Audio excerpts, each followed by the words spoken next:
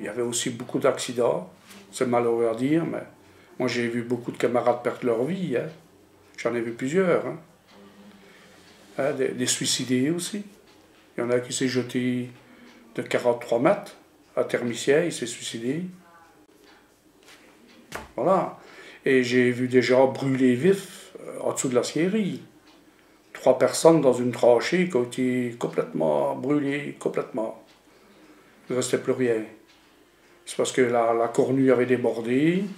Et ils étaient en train de travailler, mais les sirènes allaient normalement. Quand on met le rouge dans la scierie, on ne peut pas se trouver en dessous. Hein, le rouge, il y avait des feux comme le chemin de fer, des grands feux rouges, la sirène qui allait, hein, pour dire que ça travaillait au-dessus. Hein, les coulées, les cornues, comme on appelait ça, les cornues, ben, ils étaient au-dessous. Ça a débordé, ils ont été brûlés complètement.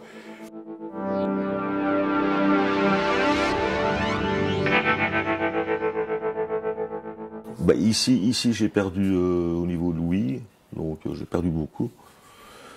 Au niveau des... Il y a eu... C'est vrai qu'au niveau de la direction, on a imposé le port des lunettes, obligatoire, parce que beaucoup de paillettes. Vous voyez ce que c'est les paillettes? Ce sont des petites particules. Quand vous videz, par exemple, 180 tonnes de fonte dans une poche à fond, à un moment donné, s'il y a un rayon de soleil, vous allez voir des centaines de millions de petites paillettes ainsi, qui sont dans l'air, qu'on respire. Voilà, donc il y a ça, il y a le bruit. Bon, maintenant, il y a le danger quotidien qui est l'acier liquide. Donc,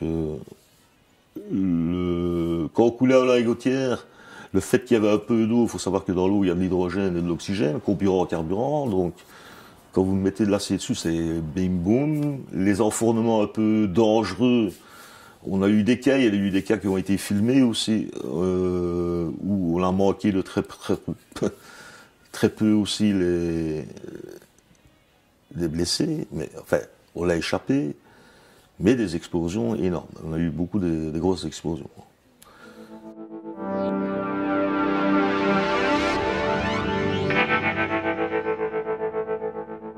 Ça, bon, la sécurité, elle a évolué d'une façon extraordinaire.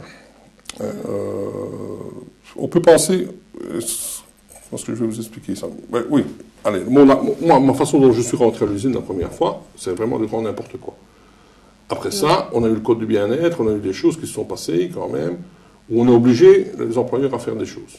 Ce qu'on n'a pas toujours fait, n'est toujours respecté, parce qu'on ne s'est jamais vraiment mis tout de suite dans les conditions qu'on devait faire.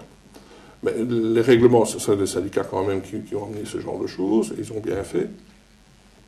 Mais on n'a pas appliqué tout directement. On a encore eu trop de blessés. Liège était très, très mauvais au niveau sécurité. Hein. On a eu des morts quand même pas mal. Faut quand même le savoir aussi, ça, hein, quand même. Et parfois à cause de pas de chance, parfois à cause d'autres choses. Hein, donc voilà, mais tout ça a évolué. Et le groupe Mittal, moi j'avais bien peur quand on a dit Mittal va arriver, oui, c'est un Indien, on va travailler avec un turban à des babouches. Mon œil, ça a été complètement différent. Hein.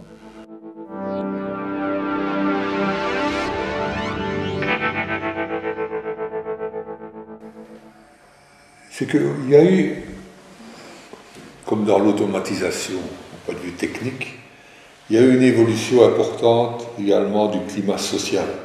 Hein. Quand je suis arrivé à Augré, après les études, donc, vous l'avez signalé tantôt, je venais d'une famille d'ouvriers. Hein. Donc ça m'a donné une certaine facilité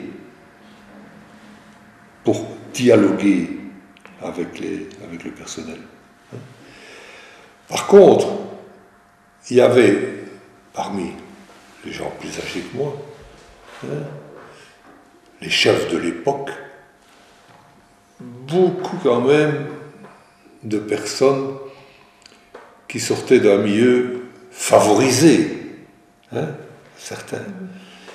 Donc, ces gens, pas tous, mais avaient difficile, je veux dire, se mettre un peu au niveau, au point de vue discussion, au point de vue régler les problèmes.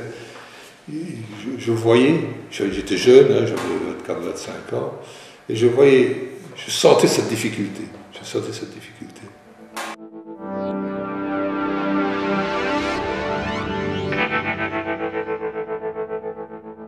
On était conscient à tel point que quand je suis rentré là, 3 jours après, j'ai dit je ne resterai pas ici, parce que je vous avais déjà raconté des jours qu'il y avait des mauvais, des bons qui tournaient maintenant.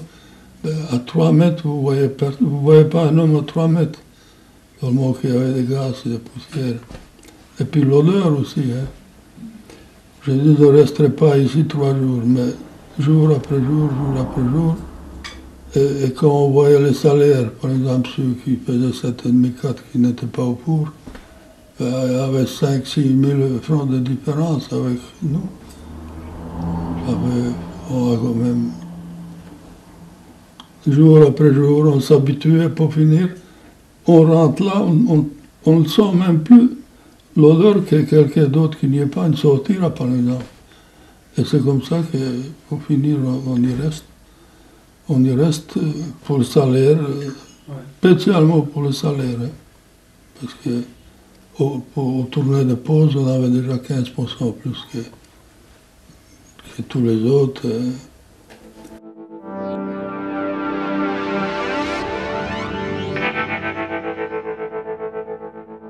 Quand je suis arrivé à Chertal, je ne sais plus combien on était, mais c'était plus que 1000, peut-être 2000 personnes. Honnêtement, je ne me souviens pas des chiffres.